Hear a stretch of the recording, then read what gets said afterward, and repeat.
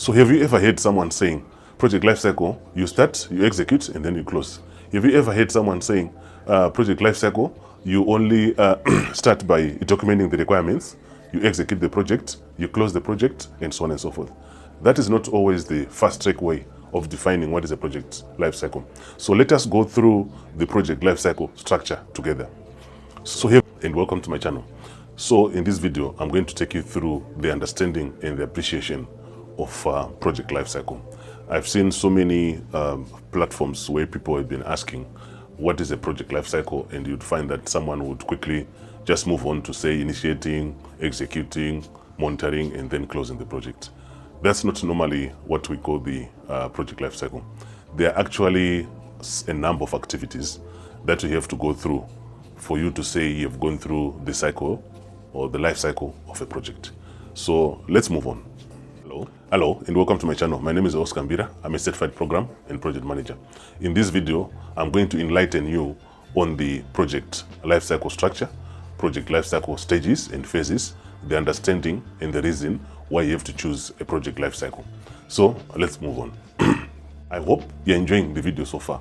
If you're new to the channel, don't forget to click the like button, the subscribe button, and the notification button so that you're the first person to be notified each time a new video is uploaded on this channel. It will also help this channel to grow. It will also help this channel to produce more videos like this one.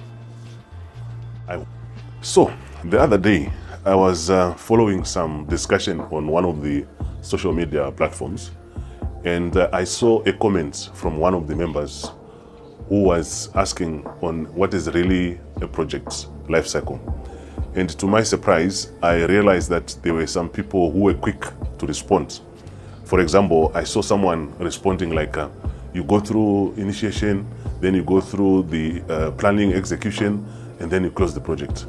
Then I realized that there is actually a misunderstanding in terms of understanding what is a project lifecycle, what actually determines a project lifecycle. So this is what I'm going to cover in this particular video. The project lifecycle starts like this. As you can see here, this is how the project lifecycle starts. You start with your pre-project work. In most cases, you come up with two business documents. There's one that is called business case document. Then there's another one which is called benefits management plan. These are the two main basic documents that you normally find being created as a pre-project activity work. So what does it mean? In a business case, this is where you're now defining your goals, your objectives, and also this is where you are also defining the benefits on why you're doing the project, high level risk probably, if you are privy to that at that time of the project. Then the benefits plan, you want to be able to identify the stages or the steps or the points at which the organization or the business is going to benefit from that project. So those are the two pre-work project activities that you'll find, not actually in the execution of the project, but before you start the project, the business case, the benefits management plan should be in place. Then the second one, we are talking about starting the project. So you now need to start the project. How do you start the project? Depending on the maybe customized methodology, but if you're using a general methodology in terms of project starting or starting a project, definitely you're going to require some approval, some authorization. As a project manager, you need some authorization to start. How do you get authorized? This is where now you start to come up with what is called a project charter. A project charter is just a high-level summary of the timelines, high-level summary of the costs, high-level summary of also the scope that is going to be involved, the risk, and also the acceptance or the quality criteria that you're going to use. So in most cases, a project charter is a high-level document. As you move into the project, you start doing what is called detailed documentation, detailed planning, and so on and so forth. Also, during the starting stage of a project, you also need to identify your stakeholders. I can tell you stakeholder identification is very important. If you want to understand more about stakeholder management, I've created a video on stakeholder management. You can also watch it on my channel. I'll also leave for you a link in the description to quickly access it. So stakeholder management is very important, and it must be started from the beginning of the project. Don't make a mistake I've seen with other project managers. They take stakeholder management as a once-off thing or once-off activity. No.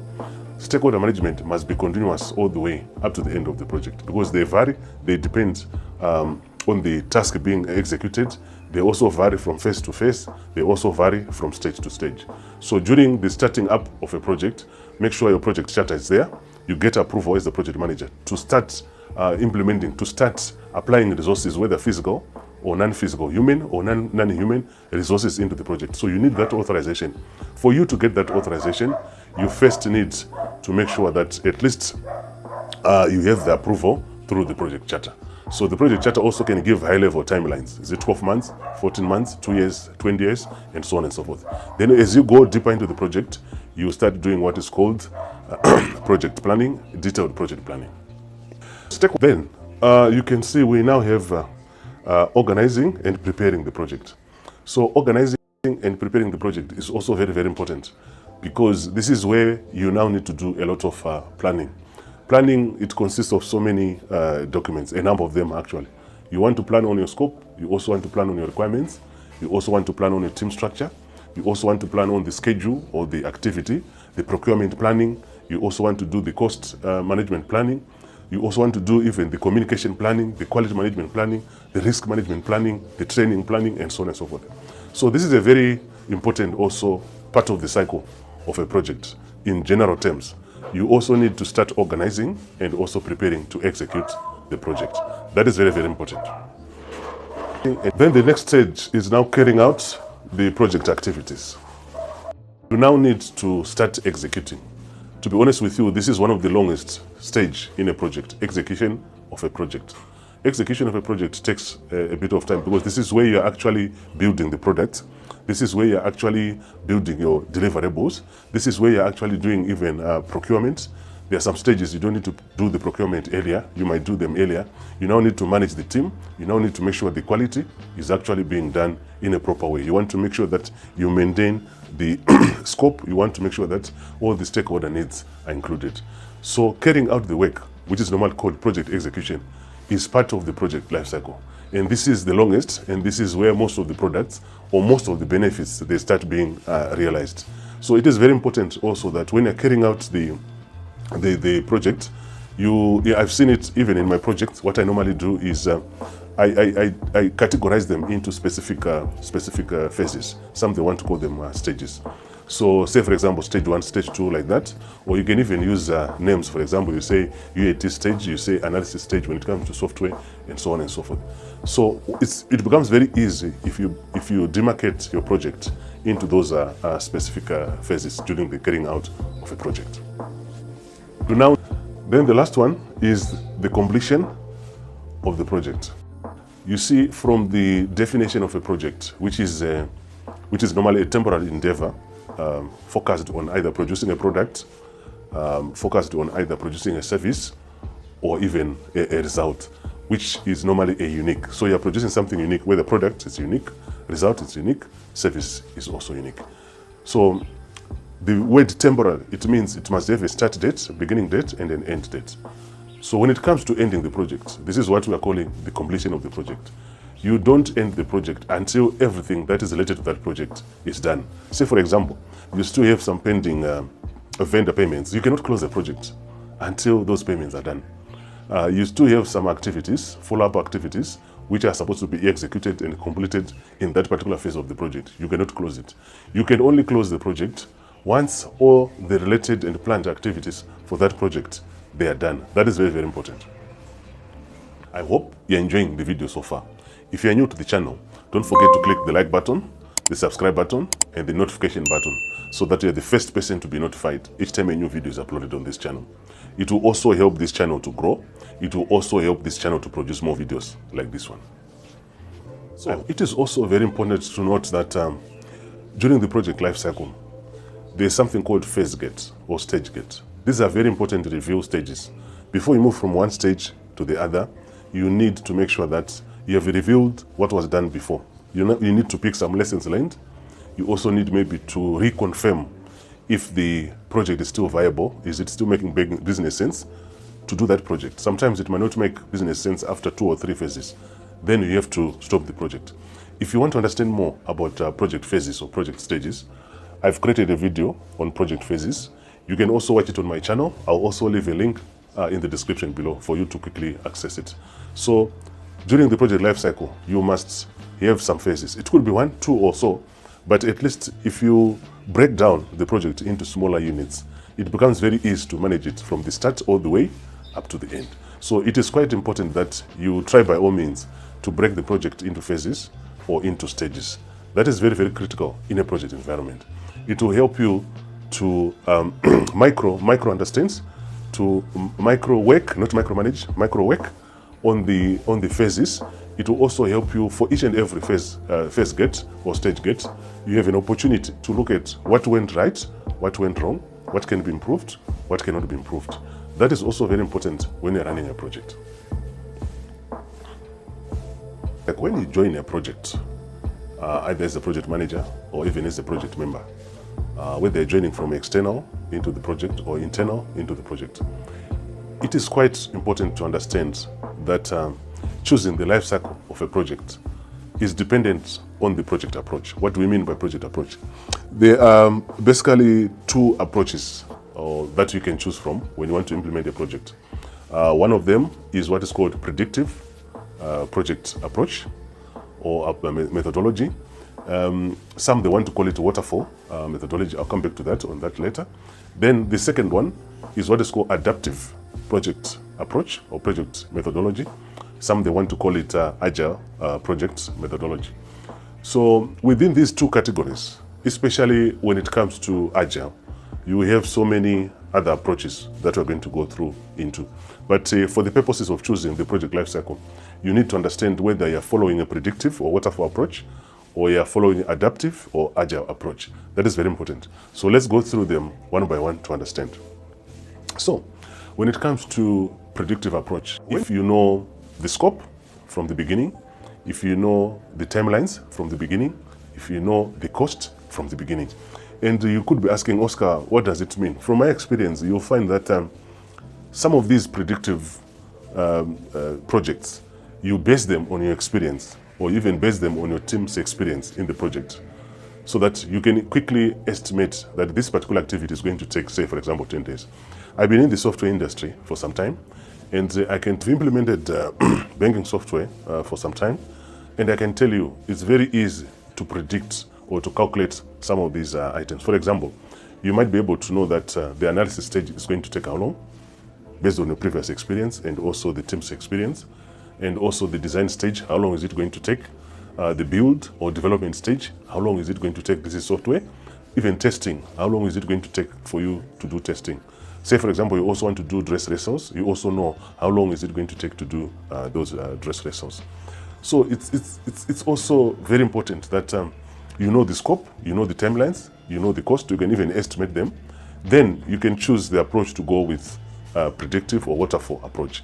Once you start going with predictive or waterfall approach, the life cycle also now depends on that specific predictive approach. Say, for example, you start by initiating, and then you plan upfront. Because remember, for predictive or waterfall approach, you plan everything upfront because you know the cost, you know the time, you know when you're going to do procurement, you know when you're going to bring a different team, you know when you're going to release the team, and so on and so forth. You know the phases, you even know the stages. So it is quite important that you note predictive approach, you start the planning early and at the beginning. Anything else that comes through the way, it goes through the proper change management process. So the change is very strict in a predictive approach than on other approaches. So once that is chosen, the life cycle becomes a bit different. So let's move on to the next one. The next one is adaptive. We want to call it agile. Agile is not like a one process as compared to predictive. You find so many people mixing what is agile and what is Scrum, what is Lean. Agile is a broader term. You're just saying, it's like a broader term in sport. You are saying sporting, but in sport you have so many. You have soccer, you have rugby, you also have tennis, you have so many other activities. So Agile is just like a sport broader word. There are different categories of Agile. Some of them, they are what are called iterative agile methodologies or adaptive methodologies. Then we have some which are called incremental. So if you hear someone saying the three types of project management, Agile, Scrum, Lean, and Kanban, you could see that that person is still mixing up what is called an Agile project approach. So going deeper into Agile project approach, we have iterative. Iterative, it means you are increasing the features of a product each time you do an iteration of creating that product until it's acceptable by the customer. Then when it comes to incremental, the product is getting new features as it develops, as time goes on, as iterations are also executed. So there's a slight difference between the two, and you should not normally use them interchangeably. Incremental, it means the product is there, you're adding more feature as you go. Then when it comes to iterative, you're doing the whole process again to improve the next feature. You do the whole process again to improve the next feature. Like say, for example, a car. You cannot just have a car without wheels. You cannot use that incremental. But you can use iterative. You do the complete car, ask the user for acceptance, or ask the customer for acceptance. And then if there are features to add, you come back again, you do the same thing. So these are two branches which come out of agile methodology or adaptive methodology. So within these iterative and incremental categories, you now bring in your scrumming, you now bring in your lean you now bring in your lean development, you bring in your Kanban, extreme programming, and so on and so forth. So understanding these two approaches to your project management process is very important. It will also determine your life cycle. So the life cycle for an agile project is a bit different from the life cycle from predictive approach. Make note of that. It's quite different. When it comes to predictive, you have specific stages that you're following until you close the project, because you know the scope, you know the timelines, you know the cost. But when it comes to agile approach, depending on whether it's iterative or incremental, sometimes you don't know the time, you don't know the scope. Sometimes you know the scope, you don't know the time, and so on and so forth. Say, for example, you know the scope, but you start adjusting time and also the cost as you go. That falls under iterative. Say, for example, you don't know the scope, but you want to fix the time and the cost also. That also goes to incremental, which means you want to supply, or you want to create as many features as possible to the product before the time elapses or before the budget is exhausted. So it's quite important to make those differences. It actually determines the project life cycle. So project life cycle, it's not a question you can just jump in and say, you start by initiating, you start by planning, you start by executing. What if someone is going for agile methodology? It means you have not answered that question properly. If it was a social question coming from someone, social media question, then it means you have not answered the question fully. So it's quite important that you understand the difference between the different methodologies and the life cycles. I hope you're enjoying the video so far. If you're new to the channel, don't forget to click the like button, the subscribe button, and the notification button, so that you're the first person to be notified each time a new video is uploaded on this channel. It will also help this channel to grow. It will also help this channel to produce more videos like this one. So the third approach that you normally find besides predictive and agile approach is hybrid. So hybrid, I've implemented it in one of my projects. It's quite powerful if you get it right, which means you might say, for example, the first phases, they go through the predictive approach because you know the scope, you know the cost, and you also know the timelines. But as you move into the project, there are certain stages you start applying the agile methodology. That is why it's called hybrid. It's because it includes both of them, predictive and agile. In some cases, the other way around. You start with agile activities, then you go to predictive activities. So that is also the hybrid approach. And when you're using hybrid approach, you can see that even the life cycle differs from predictive and from agile, because this is hybrid. You start with a certain cycle in, say, for example, predictive, and then you go into another cycle when you're doing agile. So understanding project life cycle, or even responding to anyone who is asking about project life cycle, is very important, especially if you appreciate the three types of methodologies that you can use. Predictive, you can use agile, and you can use hybrid. Both of them, they have different life cycles. So understanding project life cycle also requires you to take a step backwards, understanding the project methodologies that you can use. Predictive, Waterfall, or Agile, which is adaptive, or even hybrid. Once that is established, then the life cycle of your project becomes very easy to define, and it becomes very easy even to explain to your project team members or any stakeholder in the project. If you want me to create more videos based on what we have discussed in this video, or there's a concept or there's an idea that was not clear, you can reach out to me or you can let me know in the comment section below. Thank you for watching.